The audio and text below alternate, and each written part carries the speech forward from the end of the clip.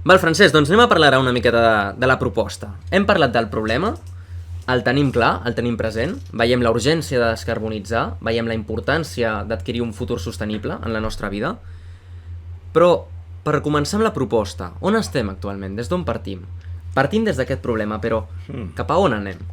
Què és la teva proposta? Així, en 5 segons, quina seria? Esclar, la meva proposta és primer considerar que això són dos problemes, atacar-los amb definició. Fins i tot són dos problemes que volen d'una gestió tecnològica. Aquest és un dels punts, no? És obvi que hem d'escoltar a molta gent, però no s'hi val de dir que és pura gestió. L'energia és una cosa que és molt diferent que un projecte energètic, és molt diferent d'un projecte logístic. En els projectes logístics hi ha transports i magatzems. Aquí també hi ha transports i magatzems, però en compte, perquè els transports es perd energia transportant-la i el magatzem és complicadíssim. Doncs una persona, un gerent que em ve amb experiència logística difícilment em pot fer una bona gestió. Bueno, sempre hi ha sorpreses, però em pot fer una bona gestió amb un problema com aquest, que es necessita aquesta vessant. És un problema.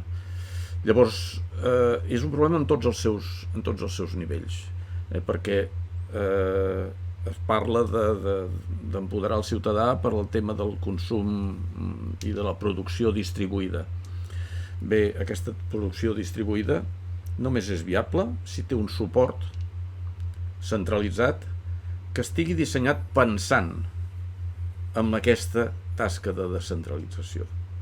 Per tant, conforme tu vas posant plaques solars per anar-les utilitzant, tu necessites que totes aquestes centrals de gas o del que sigui que aniran aturant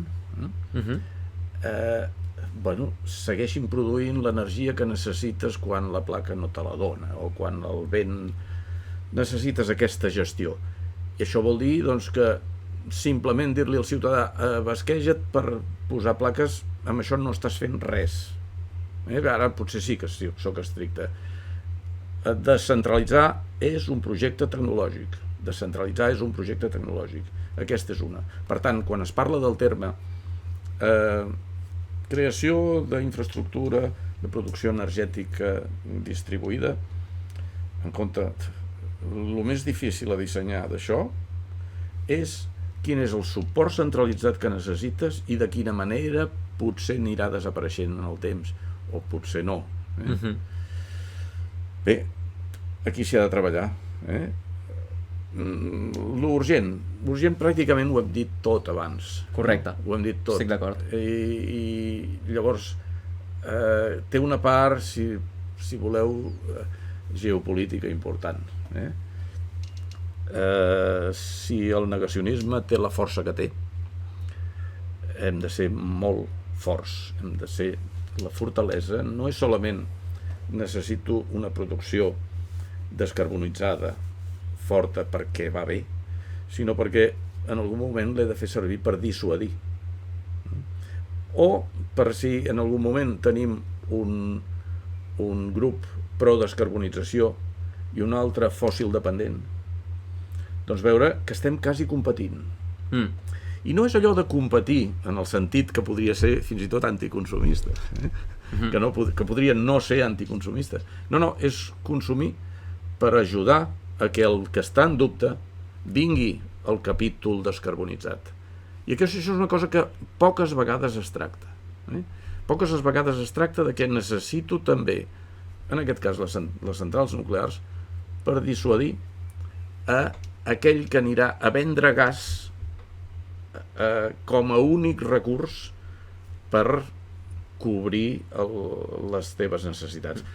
El gas no és tan brut com el carbó i el petroli i trigarà més en marxar, però molt poc menys. El gas s'ha de preveure que comenci a ser reduït d'aquí 4 o 5 anys i llavors anar baixant amb rampa fins a l'any 50, que serà una mica abans perquè molt al final jo crec que és correcte pensar en les amb les cogeneracions. Les cogeneracions fòssils. Les cogeneracions al final han de ser de biomassa, si ho aconseguim. Però avui tenen un progressisme. Les cogeneracions, que són aquestes produccions coordinades d'energia elèctrica i tèrmica. Això és altament progressista i a molts entorns de la indústria està funcionant i està produint modernitat. Bé, si això s'està fent amb petroli o amb gas o amb carbó, per molt que la CURT està donant una modernitat, cap a l'any 2040, 2045 potser, doncs s'haurà de pensar també en substituir-ho. Conceps un projecte de transició energètica sense l'energia nuclear? No, avui no. I llavors jo vull dir dues coses. L'energia nuclear avui, en entorns com l'espanyol, ens ajuda justament a produir estabilitat, a produir un acompanyament, garantir una possibilitat a la transició, comptant que és una transició en el que el fòssil va desapareixent. Ja ho sé, tenim 30 anys per anar desapareixent. Però en el llibre ho he detallat en 3 períodes i en el primer període no hi ha problema, encara tenim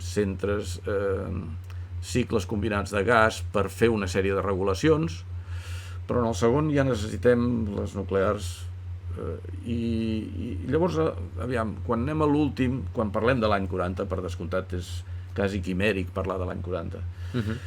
Per això a mi m'agrada molt més la idea aquesta del final del túnel, que dic jo. Digues, de moment, a Espanya què s'ha de fer? Doncs allargar la vida de totes les centrals nuclears fins a 2050, o sigui, uns 30 anys. Allargar-la i prendre la decisió de començar-les a aturar quan es vegi aquest final, quan veiem que el fòssil ha disminuït clarament. I faran falta construir-ne més? Aviam, això m'ho diu un estudiant d'enginyeria, bueno, un enginyer, això ho hem fet. Aquests càlculs són càlculs de l'aula de tecnologia energètica. I alguna vegada a mi m'ha sortit que ens faltava 1,7 gigawatts instal·lats. Però a vegades diuen que l'expressió ni un pas enrere és potser la que té més garanties de ser més acceptada. Jo penso que amb el ni un pas enrere i seguir amatent per veure, potser sí, que hi ha sempre necessites especialistes en coses diverses, com ara també el progrés de l'evolució de la societat i de les necessitats energètiques de la societat. En el passat tot això anava molt acoplat. Créixer significava produir més i necessitaves més energia. Bé, això s'està desacoplant i ara doncs anem camí de no gastar tant.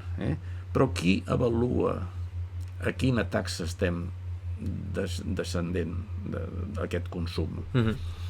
És una mica difícil de fer i llavors el que sí s'ha de fer és estar-hi a sobre, estar-hi molt pendent, fer prediccions a 5 o 10 anys, fer prediccions a 30 anys és una mica difícil, i sobretot mantenir aquesta robustesa a curt termini.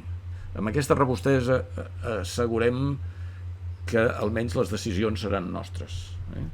Aquest és una mica el punt. Sí, em sembla correcte. Jo aquí tenia una altra pregunta a fer-te, parlant ja de la proposta, que més aviat sembla un problema, però bueno, i és assolir la sostenibilitat energètica, o sigui, arribar a assolir aquesta transició. Creus més que és un problema tecnològic o polític?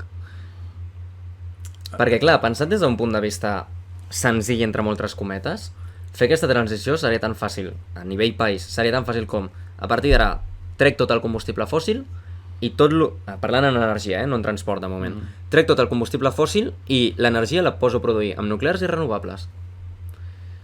Però això no s'està fent encara. Això no s'està fent i això té uns camins en els que ja veurem.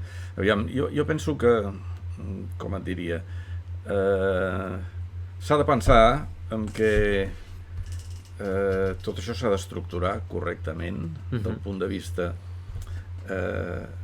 d'emprenedoria.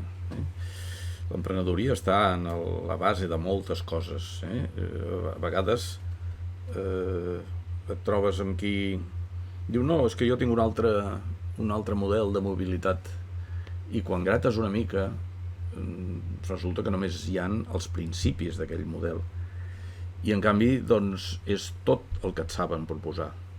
Llavors potser estic parlant una mica de la tertúlia energètica que hem tingut la sort que a Barcelona, Déu-n'hi-do les que hi han i la qualitat que tenen. Massa sovint el terme viable és excessivament càndid, m'entens? Quan nosaltres hem de dir que una cosa és viable és perquè saps que raonablement et faran cas, que el ciutadà et farà cas, però que també trobaràs la iniciativa tecnològica i també trobaràs l'inversor si cal, o la decisió de fer això, inversió pública, i que hauràs fet una anàlisi de viabilitat d'això. Massa sovint es va al debat energètic només, jo n'hi dic càndidament, amb aquestes qüestions de principi. Jo vull tot renovable. No, escolta'm, parla'm una mica amb quina iniciativa estaràs de veritat empoderant el ciutadà. Fins i tot, en aquest potser seria el moment de dir-ho, no es colarà aquí un intermediari que t'encarirà això de seguida i que aquestes plaques solars que avui costen així, demà costaran a jazz. Simplement perquè no hem estat al cas i avui doncs la teva teulada és propietat d'un senyor que està a la Xina, ara per dir algun disbarat. Doncs aquestes són les coses que s'han de cuidar en aquest nivell, amb una transició energètica. Esclar, el meu és una proposta, el meu és reclamar més ciència, reclamar aquest tipus de científics que crec que existeixen però estan molt arragonats. En aquestes tertúlies els he vist, especialistes en gestió, especialistes en geopolítica, que no són membres de cap partit i que busquen entrar a l'essència d'aquest problema, que és un problema que té molt a veure amb el polític, per descomptat, però que primer hem de veure una mica que algú desbrossi aquesta essència. Tornant una miqueta a la proposta i la que he llegit en el llibre, l'energia nuclear té un paper important a la transició. És a dir, tu constes que sense energia nuclear no es podria dur a terme aquesta transició. Però llavors, per què no s'ubica com a element permanent? És a dir, perquè tu proposes que la transició hi sigui, però després les aturem. Com és que no les fiquem en el paper permanent? Esclar, aquí tu pots pensar que jo dec ser una mica polític, no? Perquè per vendre el producte millor, això, que es ven millor, això de cap pas enrere, oi? Sí, hi ha una mica això, però és que jo el que estic dient és que la decisió, quan hem de prendre aquesta decisió? És obvi que al moment de prendre aquesta decisió, la decisió de dir aturo, potser en aquell moment digues, escolta, que ni aturar ni mantenir, en necessitem una altra, o necessitem dues més. Òbviament això pot passar. Lo normal és que tot s'hagi fet pensant en què amb 30 anys de nuclears a Espanya en tinguem prou, però menys de 30 no ho crec.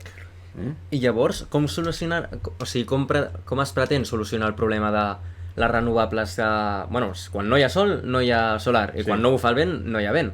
Com es pretén solucionar aquest problema? Aquest problema, és clar, heu de veure que les hidroelèctriques,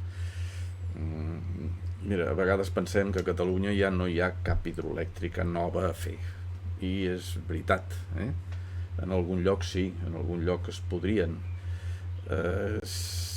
L'equilibri renovable li dona un paper a les hidràuliques molt gran.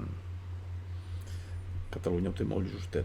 Molt just. Molt just. Just anava a dir-te que és un territori que d'aigua no va molt... No, i a més ja hem inundat bastants valls, i si tu proposes ara inundar-ne una més, dius, aviam, una més per fer una central que em permeti, serà complicat. Sí, sobretot dissuadir la gent i...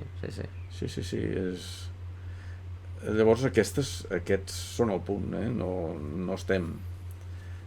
Aquesta regulació, esclar, Potser sí que s'ha de pensar a vegades amb els veïns i s'ha de pensar amb altres sortides. S'ha de pensar també en què potser tota aquesta austeritat, ja no sé si fer servir la paraula perquè l'ha fet servir tanta gent i no m'acaba de... Però aquesta sobrietat, jo n'hi dic sobrietat. Sí, li dius sobrietat. Sí, justament perquè l'altre terme s'ha gastat molt. Si aquesta sobrietat tira endavant de veritat, bueno, potser sí que amb les hidràuliques d'aquí i d'allà o d'algun veí en tindrem com per fer el que necessitem. Això és clar, primer s'han de passar aquests... És tan, com en diria jo, és tan gros, el de limitar la vida i la producció. Quan diem d'aquí al 50 potser no estarem dient que no hi cabem els milions de persones que havíem dit que hi cabríem. Normalment s'ha de donar més temps. S'ha de donar més temps. No és...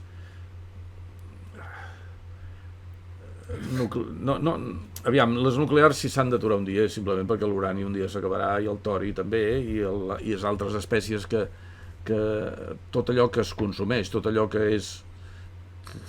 està en aquest planeta tancat del punt de vista de materials, doncs un dia s'ha d'aturar.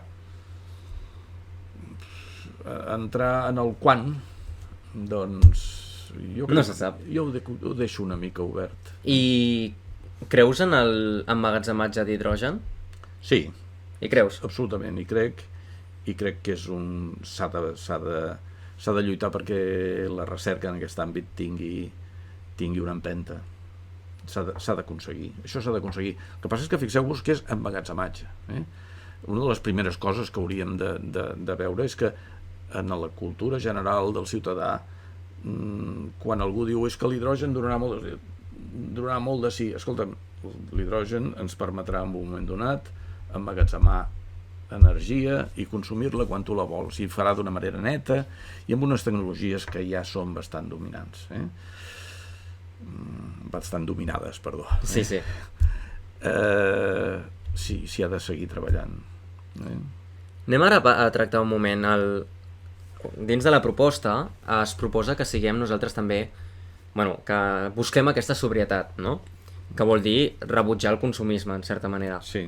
Però clar, amb la societat com està muntada avui en dia, no fa falta entrar-hi molt perquè no som economistes cap dels dos, no? Però la societat en la que està organitzada avui en dia es veu clar que l'economia funciona per jo produeixo, tu consumeixes, això em dona diners. Menys producció, menys consumisme, menys diners, o sigui, menys riquesa. Llavors, xoca una miqueta aquesta manera de vull ser sostenible, però això teòricament em farà més pobre. Com es soluciona això? Aquí està, que aviam, la proposta és, perdona que torno a la paraula, és arremanguem-nos. Encara no havia sortit dins del podcast, però? Ha sortit en el directe, però no en el podcast. La paraula arremanguem-nos. Bueno, sabeu el que vol dir arremangar-se? És el teu moment per brillar. Sí, bueno, és una paraula que a mi m'agrada molt, i penso que és que quan tu escoltes amb un economista, fes-ho arremangant-te, pensant doncs, que t'està parlant d'una sèrie de coses que ell potser n'hi diu béns i fa servir un altre llenguatge, però que per tu és energia, producció i amb les dificultats aquestes que tens de produir, de transportar, d'emmagatzemar. Si tu t'arremangues i l'escoltes, te n'adonaràs de la resposta a el que tu estaves dient. És obvi que avui tenim una societat muntada amb això. I també és obvi que això no és dolent, per dir-ho d'alguna manera. L'incentiu aquest ha funcionat. No vol dir que hagi de funcionar sempre, però sí que s'ha de meditar i fer-ho amb ajuda dels que han vist els mecanismes de funcionament d'aquesta societat del punt de vista socioeconòmic. Llavors jo per això estic demanant aquest arremangar-se, que el que no pot fer l'economista és dir-te sí, però a mi no em facis distingir potència d'energia perquè sempre que he sentit quan sento una paraula o l'altra em semblen que són la mateixa. I jo normalment agafo l'economista no per les solapes, però l'agafo amb criteri i li dic, escolta'm, que si no entens aquesta diferència no Arremanga't tu també, no? Arremanga't tu també, m'entens? I en aquest arremanga't és on aquests equips mixtos científics han de poder donar passos endavant. Ja ho sé que a vegades t'hauries d'arriscar a dir més, no? I a vegades he dit, això ja no sé si ho he dit en el moment, en un moment o l'altre, això m'ha despistat una mica, però I ara t'has despistat. ja m'he despistat del tot. Això és una... No et preocupis, es pot tallar en qualsevol moment, o sigui que quan et torni a venir la paraula, tu fes via i jo ho editaré, no et preocupis. Sí? Sí. Molt bé, doncs anem a la... o precisa la pregunta, si vols, o... Bueno, no, estàvem parlant d'això, de que si no consumim no produïm i per tant serem més pobres. Exacte, sí. Llavors, esclar, jo estic demanant aquesta actitud, no estic donant una fórmula per resoldre-ho. Sí, és veritat que hi ha un moment que t'has d'arriscar i a dir, doncs, hi ha coses essencials, potser s'han de tractar d'una manera diferent. Hi ha coses no essencials, potser jo a vegades ho he sentit d'economistes també, hi pot haver un sector absolutament competitiu i un altre molt regulat. Es pot fer servir la concessió com a mètode, de dir, doncs mira, la societat sempre és propietària d'una sèrie de coses que li incumbeixen, però hi ha moments que concedeix, mira, aquesta gestió d'aquesta producció, fes-me-la tu amb aquestes condicions. I llavors, que sàpiga atreure no simplement a l'inversor, sinó a l'emprenedor, que és capaç de, en aquelles coordenades, fer allò que pot ser producció d'energia o que pot ser producció d'alguna altra cosa essencial. Llavors, aquests són una mica els punts que jo veig que entraran en aquest debat per la sobrietat. Òbviament, no té el mateix nivell d'elaboració que el problema del fòssil. El problema del fòssil, tots veiem cap on hem d'anar, i sabem quins són els esculls, i fer una anàlisi científica de la situació és una mica el que jo he fet. Ara, dir la lluita a favor de la sobrietat de la societat és una lluita que s'ha de tenir present, que s'ha de tirar endavant i que només puc prometre arremangar-me, entens? Creus que actualment tots els moviments que hi ha justament perquè es pugui dur a terme la proposta són moviments que normalment careixen molt de personal científic? És a dir, tots aquests moviments que trobem en el carrer a vegades, quan hi havia el Friday for the Planet o alguna cosa així, creus que careix personal científic en totes aquestes propostes que ells fan? Aviam, això s'ha d'anar en compte la resposta, perquè, esclar, jo no té resposta això, perquè creus que en aquests, esclar, doncs, qualsevol es pot sentir ofès. Sí, 100%, és un tema delicat, però... Llavors, jo, si vols, et poso amb un exemple. Un dia, xerrant en una d'aquestes tertúlies, va sortir el fet que jo, bueno, no confirmo, però que la senyora Merkel és física. És física, sí, ho confirmo. Ho confirmes, vale. Llavors jo vaig aprofitar la situació per dir que un científic no és científic perquè hagi fet uns estudis, sinó perquè també està en un escenari de raonament científic, en un paradigma, m'agrada la paraula paradigma en aquest sentit, i que en aquell moment la senyora Merkel, per descomptat que era llicenciada o doctora en físiques, però també era cancellera, i en el seu escenari de raonament hi havia altres coses diverses. També era el líder d'un partit i altres coses, com per exemple la força del seu partit, la viabilitat del seu partit, també era una cosa que estava allà, no? I llavors vaig dir, no em parleu ara d'un científic que té càrrec dintre d'un partit, perquè sempre estarà en un escenari de raonament. I això crec que es pot dir de forma respectuosa, perquè jo ara soc respectuós amb la senyora Merkel, per descomptat. Sí.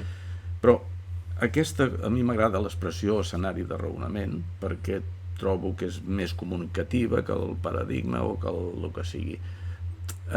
Nosaltres necessitem una mica que aquest escenari sigui més científic. Necessitem que aquest escenari sigui més científic. Que algú intenti raonar una mica més lluny d'interessos partidistes i comercials, també. Una miqueta més lluny de política i interessos en general. Exacte. Per exemple, també en el límit d'això, quan critico en el senyor Pedro Sánchez, d'haver pactat amb els propietaris de les centrals nuclears una aturada pels pròxims 10 anys o els que siguin. Dic, no és que esclar que tenen coses a dir, per descomptant tenen coses a dir, però a mi m'hauria agradat que hagués anat a buscar un catedràtic en tecnologia energètica i un catedràtic en seguretat nuclear, per exemple. Aquí també tenim una pregunta, que és més aviat sobre un tema que hem dit fa temps, però que aprofito, ja que parlàvem de l'hidrogen, no?, i de l'emmagatzematge de l'energia. Creus que, ens pregunten, les bateries podrien arribar a ser suficients per emmagatzemar l'energia quan no bufa el vent o no fa sol? O creus que és millor l'alternativa a hidrogen? Avui per avui jo crec que s'ha d'anar a totes. A tot el que... Aviam, quins problemes tenen les bateries? Les bateries avui tenen un problema molt greu, que és que necessiten uns components com ara el liti, que ja hi ha hagut problemes. Tots aquests materials escassos ja són propietat d'algú. Jo, quan algú em parla de bateries, del punt de vista així més polític, dic, escolta'm, què s'ha fet per això? Per garantir el subministrament del liti, poder dedicar el liti a bateries. Llavors, això és més important que l'essència del problema, que sembla que l'essència del problema és quanta energia puc posar dintre d'una bateria. Fixa't que en el llibre parlo també d'un exemple en què dono quantes bateries necessitaries per dia d'autonomia amb una casa que consumís al cap de l'any 4 megawatts hora d'electricitat. No recordo ara les dades. Aviam, tots aquests càlculs són, alguns es poden millorar, per descomptat. Són ordres de magnitud, són aproximacions. Sempre són ordres de magnitud. Doncs aquell càlcul ja ens dona idea de que si jo necessito 60, ara no me'n recordo quantes, 60 bateries i sé que ocupen això, veieu una mica quin és el tipus de traster que necessito per tenir bateries perquè aquesta casa sigui autènticament autònoma, mirant els dies de sol que té a l'any, tal i tal. Aquests càlculs s'han de veure d'aquesta manera, com deies tu, de forma orientativa, i veure sobretot que tenim grans dificultats, que s'ha de treballar per salvar aquestes dificultats. Aprofito que estàvem parlant de bateries i anem a tractar ja el punt del transport. I m'agradaria tractar-lo individualment cada vehicle, no? Ara que estem parlant de les bateries, anem a parlar dels cotxes. Sí. Tu creus realment fermament en què el cotxe ha de ser 100% elèctric o buscaries més un equilibri entre combustible fòssil i cotxe elèctric? Home, a la llarga... Si hem d'anar a un zero, esclar, tenim 30 anys per arribar-hi. Els camins que ens portin a reduir a zero els motors de combustió en aquests 30 anys, que de fet ja són 28. Però... Sí, ja han passat 2. Sí, de fet eren 35 quan es pactava això a París 2015. Vol dir que a vegades pactem una cosa i necessitem 7 anys a començar... per començar a bellugar-nos. Però sí. Llavors... Què faries amb el cotxe? Sí, s'ha de preveure això, però preveient sempre que aquesta energia s'ha de produir. I és obvi que tot això ho has de combinar amb no fer tants quilòmetres. I això, doncs, incideix en la vida. Incideix a la vida i incideix en el teu lleure. No sé en quin moment hem parlat de que bo que és vendre experiències, en comptes de vendre coses, no? I això, en el món de l'economia, doncs, té la seva gràcia. I en el món del lleure també, vendre un viatge, doncs, regalar un viatge, més que regalar una cosa, que ja en tens moltes, no? Doncs bé, aquí també tenim aquesta dificultat. Pots estar en algun moment empentant a un consum d'energia que... Però i amb les bateries dels cotxes què en fem? És a dir, les bateries dels cotxes són 100% reciclables o no? Mira, aquest és un tema que quasi no l'he... No l'has tocat, llavors... No l'he tocat, no. Vale, llavors millor no hi entrem. Esclar, és que el problema encara n'està en l'altra fase. Clar. En l'altra fase. Hi ha coses que dius, si arribem al 2050, així, en condicions, que bé, ja ho he aconseguit. És obvi que després del 2050 hi haurà problemes. Sí, òbviament. Anem a parlar ara Hem parlat del cotxe, així una miqueta per sobre. Quina és la teva proposta de solució, per exemple, al tren? El tren, en què has de... A veure, que m'expliqui. En què s'ha de convertir el tren en el futur? Per exemple, i va molt lligat amb l'aviació que tu dius. Sí. En el llibre dius, el tren ha de ser el nostre mètode de viatjar terrestre. Sí. Sí, això ho dic i ho mantinc, perquè, esclar, almenys saps que gastaràs l'energia que en aquell moment tinguis i la tinguis en xarxa. Que, esclar, la teva xarxa doncs ha de tenir... A vegades potser s'ha de lluitar també perquè el ciutadà agafi una mica aquesta intuïció de dir, no, això què dona una placa? Tots sabem si necessitem un cavall o una persona per aixecar una tina d'un pou, no? Tots ho sabem. Doncs no sabem quantes plaques necessito per bellugar un cotxe, per bellugar. Fixeu-vos que hi ha un número que faig, les hectàrees de blat de moro que necessito. Bueno, ara també no el tinc present. No, el tens present, jo tampoc. Jo tampoc, perquè, escolta'm, són... És que són moltes pàgines, són 200 i són molts números, també. Però hi ha un moment que fas números d'aquests només per dir, en compte, l'únic que vull, tu ho has dit abans, és ordres de magnitud. Digue, escolta'm, que el blat de moro per fer combustible, biocombustible, no és cap xollo. Sí. En el fons, el missatge en aquell moment... Això, sí, era això. No és... Fins i tot hi ha un moment en què dic, si volguessis... Aviam, això al Brasil, en un moment donat, va semblar que se'ls havia de prendre en consideració. Després, fins i tot al Brasil, que tenen molt sol i cultius molt energètics, fins i tot al Brasil no surten els números. O sigui que s'ha de ser realista i a mi quan em parlen de models de mobilitat doncs òbviament demano que es contempli la reducció. No, la humanitat no s'ha de bellugar tant, ja ho sé que hi ha llocs guapos per anar, tot el que sigui, però hem de muntar-lo. El treballar des de casa és una primera manera, hi ha unes quantes coses d'aquestes, però això sobretot després s'ha de demostrar amb números. Jo quan faig això, hi ha poca gent que hagi pensat el número aquest que faig, la xifra que dic, per tot aquest parc, 25 milions de cotxes privats a Espanya que fan cadascun d'ells 12.000 quilòmetres any. Per bellugar això necessito 9 centrals de 1.000 megawatts elèctrics funcionant contínuament. Després poso la nota de en compte, pròpiament no necessito això perquè ho puc produir de matinada, amb hores de sol, amb hores... És fàcil de produir, és una energia fàcil de produir. Correcte. Afortunadament. Afortunadament. Tot ho té en contra, menys això que ho té a favor. Bueno, aquests números no surten. Hi ha un altre número, ara potser si no us ve el cas, que no surt, és quan vosaltres sabeu que en els països industrialitzats els consums tèrmics energètics a la indústria són equivalents als elèctrics. Què vol dir? Que si en algun moment tots aquests tèrmics s'estan fent en fòssils, hem de comptar que els anul·lem. Si els passem a elèctrics, vol dir que estem doblant el consum elèctric. O sigui, aquesta teòrica rebaixa ens porta a doblar el consum energètic industrial. És així, aquest número és així i el confirmo. O sigui... Tenim feina, Hi ha feina i hi ha coses a considerar, realment. Hi ha feina, sí. Seguint només per acabar, per tancar el tema del transport, la teva principal visió de l'aviació és senzillament limitar-la. Fer que els avions es dediquin a creuar oceans. Sí.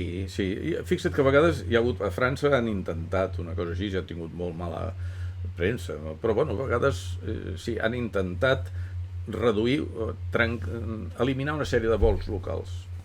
Dient, és veritat, tenen bons trens, bueno, Espanya comença a tenir bons trens també, no? Però França fa molts anys que tenen bons, fa 40 anys que tenen trens molt ràpids i malgrat tot doncs, hi ha gent que fa servir el vol per vols de 500 quilòmetres, el que sigui. No sé a quin punt està, hi va haver una alta contestació, després han tingut eleccions múltiples i suposo que deu estar així mig. En el limbo una miqueta encara. Sí, jo penso que... Però sí que el gest hi va ser. El gest hi va ser. Van intentar limitar els vols curts. Crec que sí que s'haurà de limitar algun dia. I una pregunta que tenia jo, i que a vegades entre amics també ens ha sortit, és un element que també contamina molt són els vaixells que carreguen tots aquests containers enormes i que realment contaminen bastant. No estaria previst, per exemple, fer-los amb propulsor nuclear, amb un motor nuclear? Sí. Bueno, perquè de fet hi ha vaixells bèl·lics dels Estats Units que van així. Que van així, sí. Sí, esclar, és viable. El que passa és que aviam per...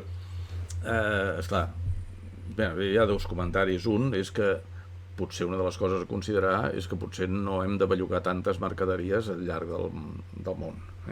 Hi ha coses que s'haurien de fabricar més en proximitat del consum. Però bueno, aquest és un punt que pot entrar en les discussions normals. L'altre potser seria des del punt de vista de seguretat. Sí, abordar, et parla un especialista en seguretat nuclear, no? Molt probablement, si comença a haver profusió de vaixells impulsats per reactors, doncs igual que els avions que van d'un lloc a l'altre tenen aeroports de pla B. Si estic travessant cap a TAC, doncs tinc terra nova i m'aturo a terra nova, per dir alguna cosa, no? Doncs jo penso que aquí també hi hauria d'haver ports amb una infraestructura per rebre el vaixell que necessiti algun tipus d'assistència, i fins i tot hi hauria d'haver la limitació, una fàcil limitació de que en cas de tempesta doncs aquests vaixells vagin a port i deixin de significar un perill, un risc. Un risc més que un perill, sí. Anem a passar ara ja al següent punt, i és que et faré una pregunta directa, i és, fent una miqueta tot el que hem vist, tot el que hem anat dient durant la proposta, com és per tu la societat del futur? És a dir, si haguessis de determinar de manera més o menys senzilla, que ja sé que no és senzill, però si poguessis dir trets característics diferencials entre la societat d'ara i la societat del futur, quins serien? Aviam, esclar, jo no puc anar més lluny, que jo la veig més sòbria, per descomptat. La veig... No sé si aquesta sobrietat estarà limitada a que doncs travessarem l'Atlàntic 3 vegades a la vida o això, no ho sé, això ara és una mica difícil de dir. Local la veig més de quilòmetre zero, per què no? Però amb realisme, i això ens ajuda molt, qui coneix la producció i qui coneix l'estructura socioeconòmica de la societat. Sí, hem de pensar molt més en que una de les maneres de demostrar que sabem produir la nostra vida és fer-ho i fer-ho més localment. Esclar, hi ha problemes greus, jo a vegades quan veig els 120 milions de persones que viuen al Japó, per dir un nom, jo he anat bastant al Japó per raons de feina, 120.000, i veus que Espanya, que té una superfície que potser són 2/3 d'Espanya, o entre 2/3 i la meitat, i allà hi ha 120 milions de persones. Que és el triple del que hi ha aquí, aproximadament. Sí. Llavors tu veus una mica aquesta densitat, veus a on produeix la seva vida, no es tracta de tenir aquí un cop de mà i de dir a partir de la generació que ve prohibim, no es tracta de fer una prohibició, però primer una consciència i després un intent d'algun moviment cap allà. Vull dir, la petjada de la teva producció ha de ser raonable i avui no és raonable i en alguns llocs és molt irracional, està molt fora de lloc. Hem estat menjant petroli, per dir-ho d'alguna manera. Hi ha societats que han crescut simplement perquè existia el petroli i els hi permetia portar d'aquí i d'allà una sèrie de coses. Això és una cosa que se li veu venir un cert final. Clar, em puc equivocar, perquè entenc-me, poden sortir coses. Jo la veig així, jo la veig que hi haurà un cop de seny, en el sentit aquest que buscarem això i es podrà pactar, es podrà pactar que els països intentin. Jo ara no tinc números d'això, de si a Catalunya o a Espanya produïm la meitat o el 20% del que necessitem per viure, però no estem produint el 100% ni molt menys. Llavors, potser aquesta és un dels indicadors que en un moment donat agafarà una mica de rellevància. Com tractaries tu els negacionistes?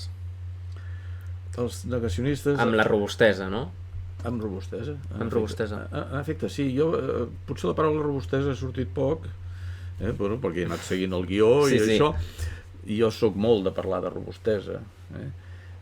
Penso que ve del meu exercici d'enginyeria. L'enginyeria et força no solament resoldre, sinó resoldre de forma robusta.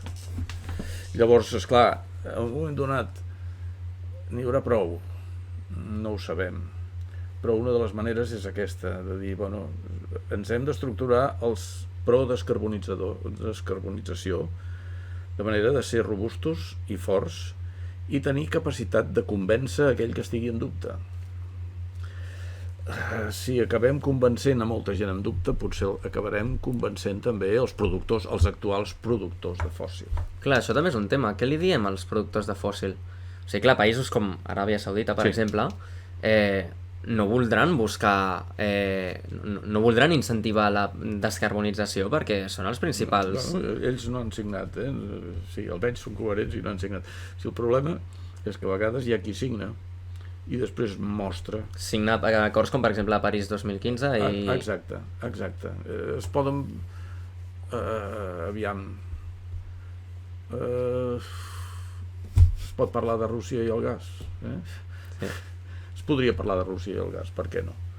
Rússia va signar a París 2015. Sí. I fins i tot havia signat el Kyoto 97. La imatge que dona Rússia és de que està a punt de tancar el seu gas. No gaire, la veritat. No gaire, oi? Bueno, potser a nosaltres sí que ens el tanca. Sí. A nosaltres potser sí. Seguint amb això dels negacionistes, no? Quin creus que és el paper dels països més grans? Xina, Estats Units... Sí. Perquè, a més, ara, per exemple, jo crec que Europa té molta tendència a anem a descarbonitzar. Som, jo crec, els més conscients en tot aquest àmbit. Però, clar, hi ha molts països, o sigui, descarbonitzar, com tu has dit, si no hi ha la robustesa, o aconseguir aquesta robustesa, és complicat. Hi ha molts països que poden agafar aquesta transició energètica com a manera político-militar. Sí. Sense anar més lluny, l'energia la necessitem molt a diari, i una de les raons, no vull ficar-me en el tema, però una de les raons per les quals Rússia està fent tot el que vol és perquè ens té agafat una miqueta pels ous. Sí. Llavors, quin és per tu, la pregunta era, quin és per tu el paper dels països més grans? Esclar, el fet és que aviam, se'ls ha de donar un camí en el que puguin seguir exercint la seva hegemonia i, en canvi, fer-se promotors de la descarbonització. Això pot ser complicat, però això és diplomàtic. Això és un problema diplomàtic. Dir, escolta'm, jo et garanteixo, Rússia, que seguiràs tenint la teva hegemonia, perquè és basada en fòssil i és basada en gas, en poder militar. Sí. Bé, podrà seguir tenint això. Algú pot dir és arriscat, el que sigui, si considera Rússia que no entra en el pacte, què fas? Esclar, una de les coses a vegades que es diu és que hi ha un fòssil que el pots tenir però no utilitzar-lo. Aquest és un punt una mica delicat, però això t'ho dic de quan he parlat amb gent geopolítica, de la geopolítica. Si tu dius tinc aquest fòssil, no entreu en conflicte amb mi perquè tinc això i en qualsevol cas puc bellugar tota aquesta maquinària bèl·lica. Això pot produir al cap de l'any emissions zero, menys un dia que faran unes maniobres, ja ho sé, el dia que fan les maniobres per demostrar que estan a punt. Aquest potser és una mica el ganxo per dir, vale, d'acord, però que es limiti això, deixa't estar de fer servir gas per altres coses, deixa't estar de vendre gas, sobretot a països que no et poden dir que no perquè estan molt limitats. Totes aquestes coses jo desitjo també de remengar-me amb els especialistes en geopolítica. De fet ho he fet, no sé si veus en el llibre, faig uns agraïments al principi. Sí, ho he llegit, ho vaig llegir. Ho vas llegir i llavors doncs veus que per descomptat aquí hi ha gent amb qui jo he canviat impressions, però amb ecologia, geopolítica, gestió, comunicació, m'ha semblat, això és una mica el predicar amb l'exemple, de dir, igual que jo m'arremango a parlar amb un especialista en comunicació de risc, entens? Perquè penso que m'interessa molt. Esclar, jo quan he de comunicar un problema de risc, jo sóc analista de risc, però una cosa és l'anàlisi del risc i una altra cosa és la percepció i la comunicació del risc. Bé, hi ha especialistes d'això. Correcte, i vaig a fer-te l'última pregunta. Veig que pel directe encara n'hi ha més, les respondrem ara a l'acabar el podcast. Jo vull fer-te una última pregunta, molt, no diré a nivell personal, però que no és purament científica. Creus que s'aconseguirà pel 2050 la descarbonització total? Esclar, jo estic obligat a creure-hi, però sí que hi veig unes dificultats, perquè veig que, per exemple, mira aquesta pirueta que ha fet Europa amb la paraula verd. Ja, això és veritat. Al final, quan llegeixes el text, no estan dient cap disbarat, però per què?